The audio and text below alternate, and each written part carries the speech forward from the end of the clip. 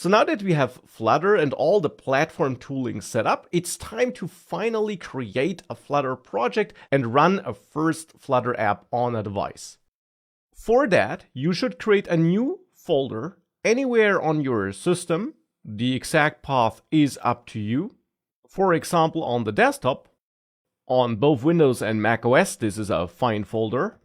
And there, create a new folder, for example, called Flutter Projects, written like this. Important, make sure that if you do choose a folder name that consists of multiple words, as I did here, that you use an underscore for separating these words, not a white space, not a dash, but an underscore. And once you created such a folder, you can use that folder to then create your Flutter projects inside of that folder. For that, you can simply open that folder in your terminal, in your command prompt on Windows, or in this case, PowerShell, which it opened for me here. On macOS, you simply open it in your default terminal, and then in your terminal or command prompt, navigate it into this Flutter projects folder. Both on macOS and Windows, you can create a new Flutter project by running flutter create and then choosing any name of your choice. For example, first_app. Again, if you do choose a name that consists of multiple words, don't use white spaces or dashes, instead use an underscore to separate words. And this command will now create a new project folder inside of that folder that you created, where a new Flutter app, a new Flutter project will be created in.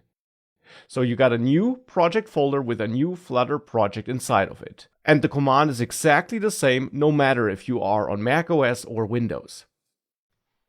This will now create a new Flutter project folder, and it also shows you what you can do thereafter to run this Flutter app, but will not do this just yet. Instead, I first want to open this newly created project in a code editor, because of course building Flutter apps is all about writing code, and for that you do need such an editor.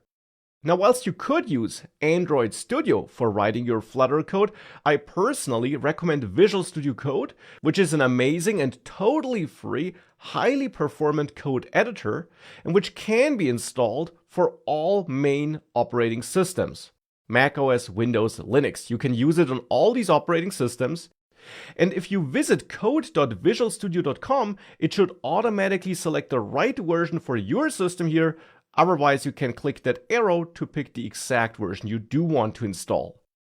This is the editor I will use throughout the course, and therefore, if you want to follow along as smoothly as possible, I recommend that you also install this editor. Now, installing it is straightforward. You simply download that installer here and walk through it. And once you installed VS Code, you can open it, and you should see a screen that looks something like this.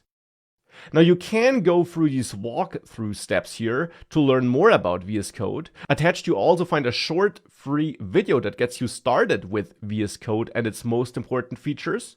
And you can customize its appearance just as needed, for example, by setting the color theme. Here I'm using Dark Plus, but you can of course use any theme you want.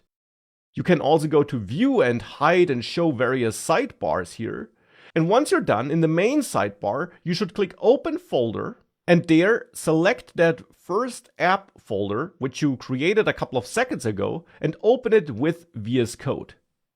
And this now opens this project in Visual Studio Code so that you can conveniently work with all the files and folders and all the code in this project. Now, as you see, this project actually comes with a lot of files and folders out of the box, but I will of course walk you through all the important folders and files in this course. Now, before we dive into any code or folders though, there's one extra configuration we should add to VS Code, one extra thing we should add to VS Code, and that would be a specific extension. Because besides many other amazing features, one very cool feature of VS Code is that you can add extensions to it. And there's one specific extension you should add by going to the extensions view, and that would be the Flutter extension, which is an official extension provided by the Flutter team, which helps with Flutter development and which is a must-have when using VS Code for Flutter development. Now, you should install that. It's totally free to use. And once you installed that, you're ready to use VS Code for Flutter development.